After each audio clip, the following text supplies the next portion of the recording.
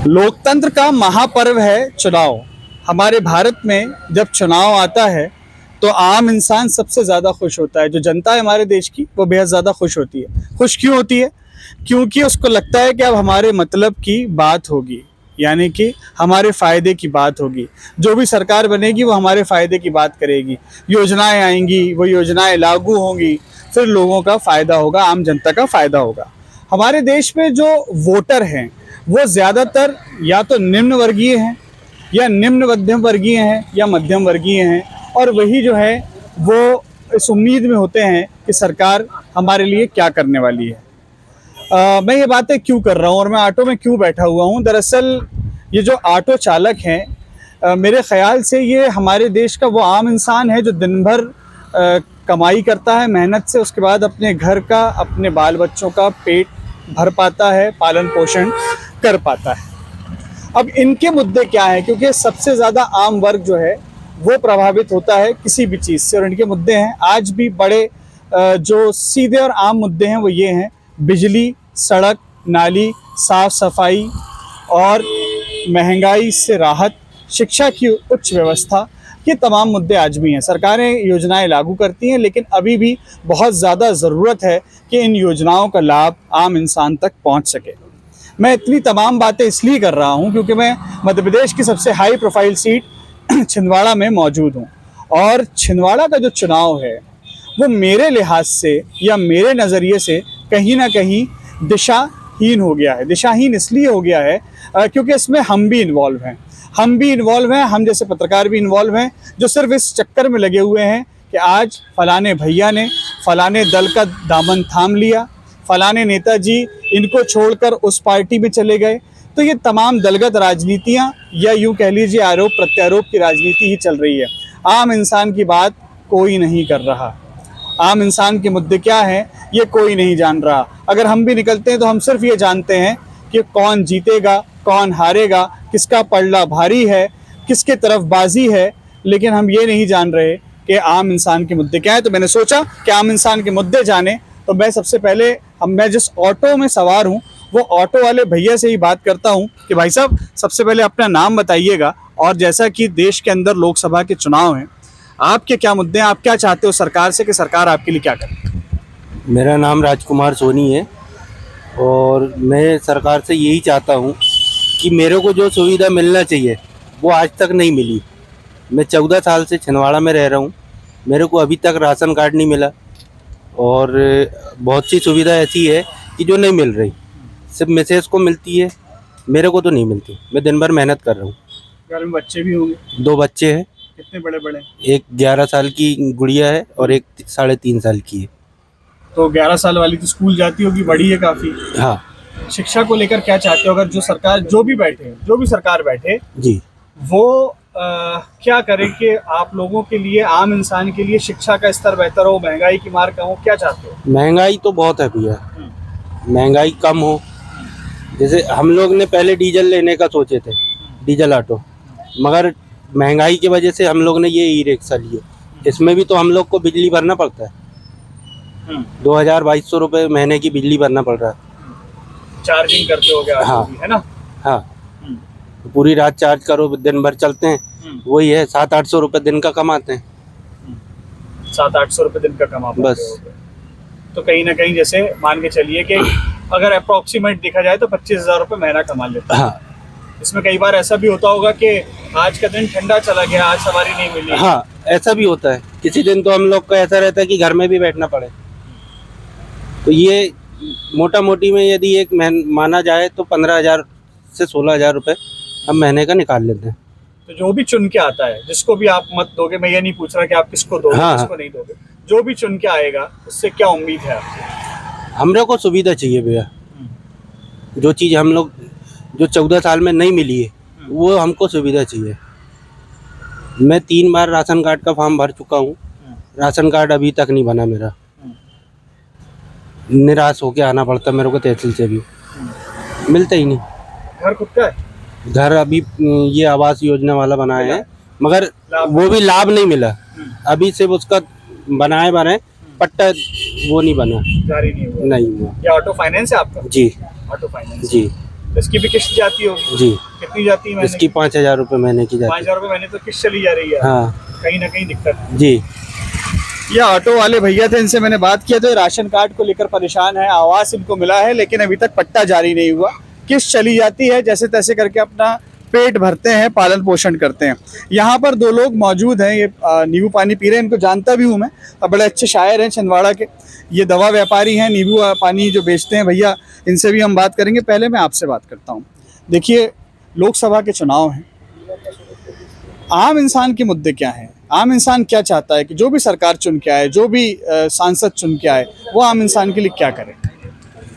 देखिए, आम जिंदगी से जुड़े हुए जो ज़रूरी मुद्दे हैं, शिक्षा, स्वास्थ्य और रोजगार, ये बहुत ज़रूरी मुद्दे हैं आम आदमी की ज़िंदगी से जुड़े हुए। शिक्षा व्यवस्था, उस पर जो है मेरे व्यक्तिगत विचार के अनुसार, चाहे स्टेट लेवल में रहें चाहे सेंट्रल लेवल की आप बात करें, बहुत ज़्यादा ध्यान देने की ज़रूरत है।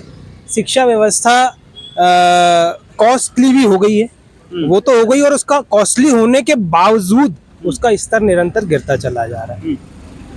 स्वास्थ्य संबंधी यदि आप बात करें तो स्वास्थ्य संबंधी व्यवस्थाएं पर्टिकुलर डिस्ट्रिक्ट की यदि आप बात करें ज़रूरी हो गई हैं। किसी के पिता बहुत ज़्यादा जब बीमार होते हैं और ये स्थिति आ जाती है कि कुछ ज़रूरी मेडिसिन्स हैं जो तुरंत लगनी है, तो कई बार रिफ़र होता है, नागपुर रेफ़र होता है। तो ये जो स्थितियाँ तुरंत में बनती है, जब आदमी जन चला जाता है, वो सब चीज़ें कि तुरंत इलाज यदि मिल जाता तो पिता रह जाते, माँ रह जाती, या जो भी संबंधित है, तो उसमें सुधार की मैं समझता हूँ बहुत ज़्यादा ज़रूरत है। और रोजगार, ज्वलंत मुद्दा जिसको कहना चाहिए, वर्तमान समय का युवाओं के बीच का सबसे ज़्यादा ज्वलंत मुद्दा है रोजगार का। तो इस पर भी बहुत ज़्यादा और अहम बिंदु मानते हुए इस पर काम होना ज़रूरी है। आप शायर भी हैं, तो कोई बढ़िया इस चुनाव से के ताल्लुक से कोई बेहतरीन शायरी सुना दीजिए हमें। अब ये देखिए कि साहब, वो मैं छिंदवाड़ा ज़िले का रहने वाला हूँ, और छिंदवाड़ा ज़िले के मौजूदा जो राजनीतिक हालात हैं, वो उलट वाले जो हैं, डॉक्टर राहत इंदौरी मुझे इस वक्त याद आ, लोग छोड़ के जा रहे हैं। हाँ, ये कह लीजिए। तो डॉक्टर राहत इंदौरी देश के बड़े शायर हैं, उनका मुझे शेर याद आता है कि बन के एक हादसा बाजार में आ जाएगा, जो नहीं होगा वो अखबार में आ जाएगा, और चोर उचक्कों की करो कद्र के मालूम नहीं कौन कब कौन सी सरकार में आ जाएगा। बहुत बढ़िया, बहुत अच्छा शेर आपने राहत साहब का सुनाया। एक दवा व्यापारी हैं हमारे साथ, प्रदीप शर्मा इनका नाम है। प्रदीप भाई, बहुत सारे लिहाज से आप देखते हैं सारी चीज़ों को, देश में चुनाव चल रहा है, ज़िले का चुनाव हाई प्रोफाइल सीट छिंदवाड़ा मानी जाती है। ऐसे कौन से मुद्दे आप लोगों के हैं, मैं दवा व्यापारियों की बात करूं या और भी चीज़ें हैं, अगर ऐसे कौन से मुद्दे हैं जिसको लेकर के आने वाले वक्त में जो भी सरकार बने वो उन पर काम करे? हाई प्रोफाइल आपने कहा, छिंदवाड़ा हाई प्रोफाइल शुरू से इसलिए रहा है कि यहाँ पे माननीय कमलनाथ जी जो केंद्र में इतने वर्षों से मिनिस्टर रहे हैं, छिंदवाड़ा के लिए काफ़ी कुछ उन्होंने किया भी है। और हाई प्रोफाइल अभी रिसेंटली इसलिए भी हो चुका है कि छिंदवाड़ा का चुनाव जो अब मेरे को लग रहा है कि मुद्दों से इस भटक, इसलिए मुद्दे वो बन रहे हैं कि आज कांग्रेस के इतने लोग भाजपा का दामन थाम लिए या भाजपा के लोगों ने कांग्रेस का दामन थाम लिए। ये मुद्दों से हम लोगों को बड़ा भ्रमित किया जा रहा है। हम ये चाहते हैं दोनों ही पार्टी से, चाहे वो भाजपा की सरकार मतलब केंद्र की हो, राज्य की हो, और हमारे आदरणीय विवेक बंटी जी से भी मैं ये अनुरोध ये करना चाहूँगा कि हम इनको मुद्दों पे घेरें। अगर हमें कांग्रेस की कोई नीति उस समय की नहीं पसंद है तो हम उनको मुद्दों पे घेरें, ना कि हम उनके लोगों को तोड़ के अपने पास सम्मिलित करके उसी को चुनाव का मुद्दा बना लें।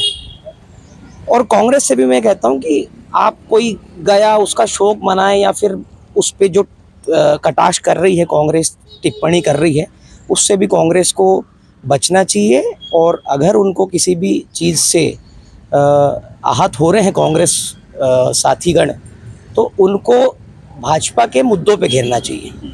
हमारा छिंदवाड़ा कई वर्षों से इसका इतिहास रहा है कि एकमात्र छिंदवाड़ा एक ऐसा जिला है मध्य प्रदेश का जहाँ पे धार्मिक सौहार्द हमेशा से बना रहा।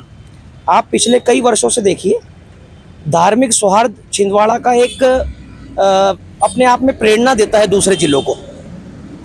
तो कम से कम हम दोनों पार्टियों से ये निवेदन करते हैं, आप कुछ भी करें, छिंदवाड़ा का धार्मिक सौहार्द ना बिगड़ने दें। सबसे मूल जरूरी तो यही है। आज रोजगार, राशन, बिजली, सड़क सब अपनी जगह है, लेकिन एक सौहार्द का मामला भी बहुत महत्वपूर्ण होता है।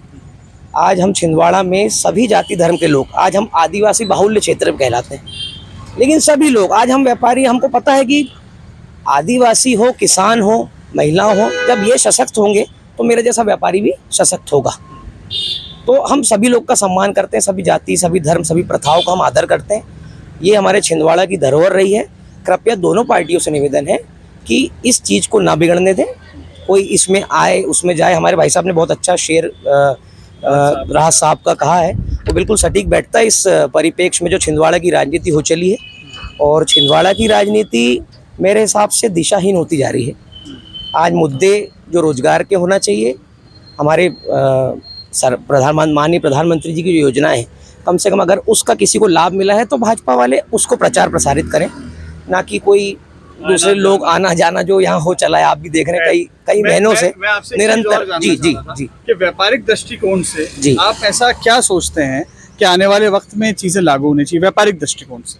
देखिए भैया, ऐसा है, व्यापार में जितनी भी चेंजेस आई हैं, जैसे जीएसटी आया था, अभी जो रिसेंटली जो आपके छोटे एमएसएमई के जो उद्यम वाली जो नीति आई थी, ये लागू हो, घोषणा तो हो जाती है, लेकिन इसको लागू एक तरीके से करनी चाहिए। आज आप उसको थोड़ी सी ढील देते हुए अगर सरकार इसको करे तो व्यापारी भी उनका समर्थन करेगा, उनका साथ देगा। हम केंद्र सरकार, राज्य सरकार या किसी के भी विरोधी नहीं है। व्यापारी वर्ग तो सबसे डरा और संकुचित रहने वाला एक वर्ग कहलाता है। तो जो भी योजनाएं केंद्र यहाँ पे देती है या जो भी आती है, तो उसके लिए थोड़ा सा हमें समय दें, उसको हमको ट्रेनिंग दी जाए। एकदम से हम पे थोपना, लादना, उसमें थोड़ा सा हम लोग तकलीफ में आ जाते हैं। एक डर का भी माहौल हो जाता है कि यार अब ये करना ही है आपको। तो हम चाहते हैं कि उसका थोड़ा हमको ग्रेस पीरियड मिला जाए। कभी भी कोई चीज़ आए तो थोड़ा व्यापारियों से भी एक सलाह मशवरा सरकार करे। सभी मैं ऐसा नहीं कि सिर्फ एक प्रकार के व्यापार, आप बड़े उद्यमियों से भी मीटिंग करिए, आप मध्यम वर्ग से भी करिए, और आप स्मॉल सेक्टर के जो बिजनेसमैन हैं उनसे भी करिए। सभी को मिलते जुलते ये होना चाहिए मेरे साथ। बिल्कुल, देखिए अपनी सबकी राय है, क्योंकि चुनाव है और जाहिर सी बात है, हर इंसान चाहता है कि उसके मतलब की बात हो। 140 करोड़ की आबादी वाला ये देश है, तमाम विविधताओं वाला ये देश है, तो यहाँ पर सबकी सुनना और सबकी मानना भी बेहद ज़्यादा ज़रूरी है। नींबू पाने वाले भैया हमारे साथ हैं। भैया ये बताओ, देश में चुनाव है ना, आपका नाम बताइएगा सबसे पहले, और आप आने वाले वक्त में जो भी चुन के आता है, आप जिसको भी मत देंगे, उससे आप क्या चाहते हैं कि वो आपके लिए क्या काम करे? आपका नाम बताइए। सर, मेरा नाम बलराम गढ़ेवाल है, और मैं बस यही कहना चाहता हूँ कि इस बार जो चुनाव है, कांटे का चुनाव है, अच्छा चुनाव है। और बाकी तो चुनाव तो अच्छा ही रहेगा। आपके क्या मुद्दे हैं? आप क्या चाहते हो सरकार से? क्या चाहते हो? महंगाई कम हो, सुख सुविधाएं बढ़े, जी महंगाई, शिक्षा का स्तर अच्छा हो, क्या चाहते हो? जी, महंगाई काफ़ी बढ़ी हुई है, तो महंगाई तो कम होना चाहिए, क्योंकि हम क्या नॉर्मल लोग हैं, हम रोजी रोटी धंधा पानी वाले हैं, तो हमको तो फ़र्क पड़ता है महंगाई का। बाकी तो बड़े लोगों को फ़र्क नहीं पड़ता, जिनके पास बहुत पैसा अनाप शनाप आ रहा जा रहा है। मगर हम तो क्या है, हम तो सुबह से शाम नाइट तक के अपनी व्यापार करते हैं, थोड़ा कमाते हैं, और थोड़े कम में ही हम अपना गुजारा करते हैं। घर पूरा परिवार चलाना पड़ता है, उसमें से ही हमको 2 पैसा भी अपने आगे भविष्य के लिए जोड़ के रखना पड़ता है। तो काफ़ी अनेक कठिनाई होती है, इतना संघर्ष करना पड़ता हमको। तो बस मैं तो यही चाहूँगा कि सर कि महंगाई में थोड़ा सा कम होना चाहिए, महंगाई कम होना चाहिए। बच्चे हैं आपके? बच्चे जी सर पढ़ते हैं? जी, मेरी एक बेटी है, अभी 1.5 साल की है वो। तो काफ़ी यानी पालन पोषण करना पड़ता है उनका, तो काफ़ी ये सब चीज़ें देखना पड़ता है, महंगाइयों को भी। और बाकी सर मतलब महंगाई कम होनी चाहिए। जी, महंगाई कम होना चाहिए सर। और चुनाव का मुद्दा बोला जाए तो सर कि चुनाव तो इस बार कांटे का है, और बाकी तो काफ़ी सालों से यहाँ पर गढ़ कमलनाथ जी का है। और मैं तो ये चाहूँगा कि कमलनाथ जी का जो गढ़ है, गढ़ इसलिए है कि कमलनाथ जी ने यहाँ पर वैसा बना के रखे है, तो उनको जनता चाहती भी है। जो भी उनके दरबार में जाता है वहाँ पर शिकारपुर जहाँ भी वो रहते हैं, तो वहाँ जाता है कोई भी ये परेशान व्यक्ति हो तो उनकी समस्या का हल होता है। ये तो हमने अपनी आंखों से भी देखे हैं और हम खुद गए हुए भी है, इसलिए तो ये चीज़ें है। अच्छा एक बात बताओ, आपने खुद ये बात कर दी हो, जी ये जो लोग कमलनाथ जी को छोड़ छोड़ के भाजपा में जा रहे हैं, जी। इसको किस नज़रिए से देखते हो आप? अब ये तो नहीं कह सकते सर, अब अंदर की कहानी क्या है, अब अपन तो कुछ कह नहीं सकते हैं। बाकी अब जो छोड़ के जा रहे हैं वो आगे जाके पछताएंगे, ये तो ज़रूर बात है, ज़रूरी है, ये तो पछताएंगे वो तो। मगर अब जाने वाले को कौन रोक सकता है? अब देखिए ये आम इंसान है, ये हर चीज़ बड़ी खामोशी से देखता है। मुझे उम्मीद नहीं थी कि इस तरह की बात करके, बहरहाल मेरी खबर का मुद्दा ये नहीं था, मेरी खबर का तो मुद्दा यही था कि जो जनता है, जो आम इंसान है, उसके मुद्दे भी ज़रा आने वाले वक्त की सरकारें नज़र में रखें, उठाएं। जो भी पार्टी अपनी सरकार बनाए वो इन पर ज़्यादा फोकस करे, इनका ख्याल रखे, क्योंकि भाई साहब आपके मैक्सिमम वोटर यही हैं जिनकी वजह से आपकी सरकार बनती है या बिगड़ती है।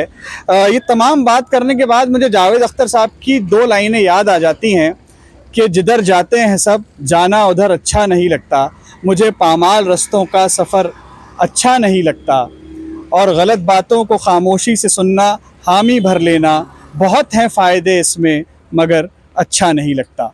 छिंदवाड़ा से मैं आफाक हुसैन, इंडिया न्यूज़ के लिए।